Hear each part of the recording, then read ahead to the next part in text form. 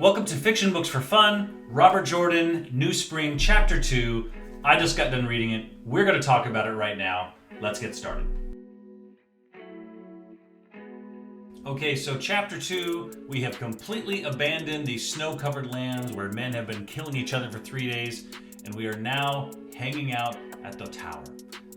I find this really interesting. I love the way that Robert Jordan is dropping little tidbits about the culture issues, the different ajas, as well as the rules that they have around the tower, novice, accepted, the Amerlin seat, the keeper of the chronicles. It's really interesting to me the way he just slowly introduces that, because obviously he's creating this whole world. We're 2 chapters in to what ends up being a 14-book series, and he's got a lot of stuff to kind of catch us up on.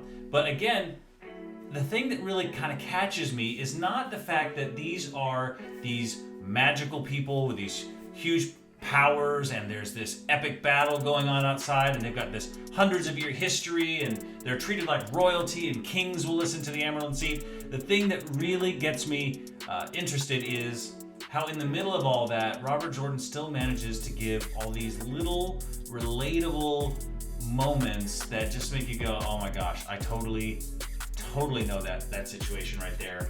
When Suin and Moraine are hanging out and they're in a serious moment and Suin's whispering to her and trying to make her giggle under her breath, I think we all have had that friend who just manages to get us in trouble, has the inappropriate comment under their breath when there's something that's supposed to be super serious happening.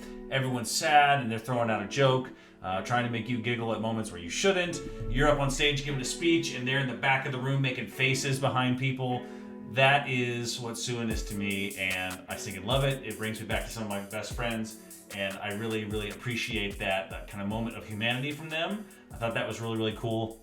Also, so I'm a chief resident right now, and it's kind of like a middle manager.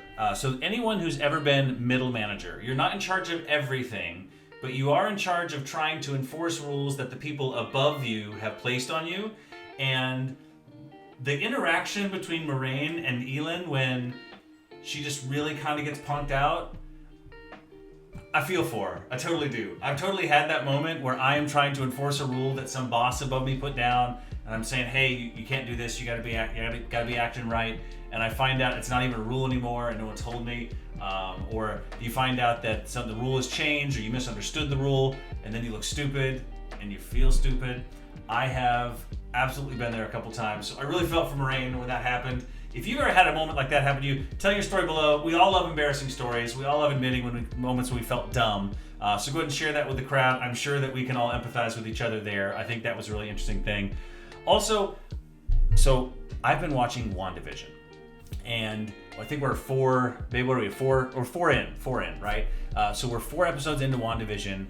The moment when Tamara was trying to use her powers to do some household chores just really kind of flashed me back to WandaVision and how it seems like there is often in stories and in lore where there are magical powers that people have that they are not supposed to be using them for mundane means. They are powers that are outsized and are extraordinary, and they're not supposed to be used for ordinary things. They're not supposed to be used for personal gain.